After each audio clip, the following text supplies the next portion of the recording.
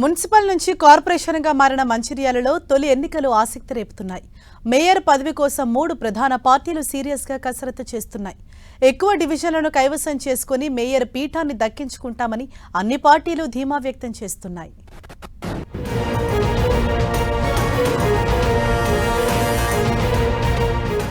Mancherial municipal corporation గా అవతరించిన తర్వాత తొలిసారిగా ఎన్నికలు జరుగుతూ ఉండడంతో సర్వత్రా ఆసక్తి నెలకొంది.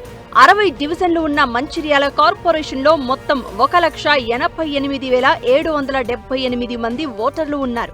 ఇందులో ఎస్టీ జనరల్ 1, ఎస్సీ మహిళలు 4, ఎస్సీ జనరల్ 5 డివిజన్లు కేటాయించారు.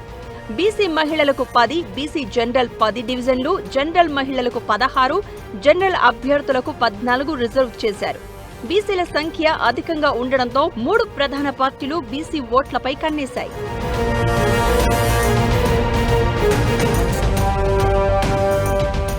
కాంగ్రెస్ తో పాటు బీఆర్ఎస్, బీజేపీ పార్టీలు అభ్యర్థుల ఎంపికపై తీవ్ర కసరత్తు చేసి గెలుపు గుర్రాలను బరిలోకి దించాయి.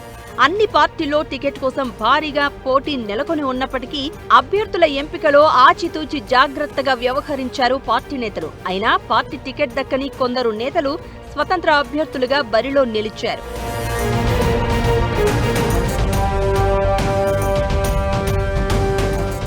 ఎన్నికలకు ఎక్కువ సమయం లేకపోవడంతో కాంగ్రెస్, బీఆర్ఎస్, బీజేపీ అభ్యర్థులు ప్రచారాన్ని హోరెత్తిస్తున్నారు. మహారాష్ట్ర సీఎం దేవేంద్ర ఫడ్నవీస్, మంత్రి జూపల్లి, మాజీ మంత్రి హరీష్ రావు లాంటి అగ్రనేతలు ఇప్పటికే మంచిర్యాల కార్పొరేషన్ పరిధిలో ప్రచారం నిర్వహించారు. సింగరేణి ఓటర్లు అధికంగా ఉన్న ప్రాంతం కావడంతో సింగరేణి సమస్యలపై దృష్టి సారిస్తూ అన్ని పార్టీలు హామీలు గుప్పించాయి.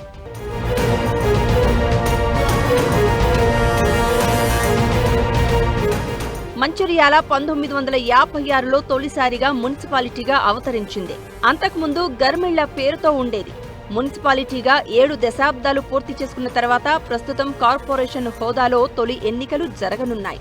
దీంతో తొలిసారిగా మంచిర్యాల కార్పొరేషన్ మేయర్ పదవిని చేపట్టి చరిత్ర సృష్టించేందుకు పలువురు ఆశావహులు తహతహలాడుతున్నారు. బీసీ జనరల్ కు మేయర్ పదవి రిజర్వ్ కావడంతో ఆశావహుల మధ్య తీవ్ర పోటీ నెలకొంది. మొత్తానికి మంచిర్యాల మేయర్ పీఠాన్ని ఏ పార్టీ దక్కించుకుంటున్నది అన్నది వేచి చూడాలి.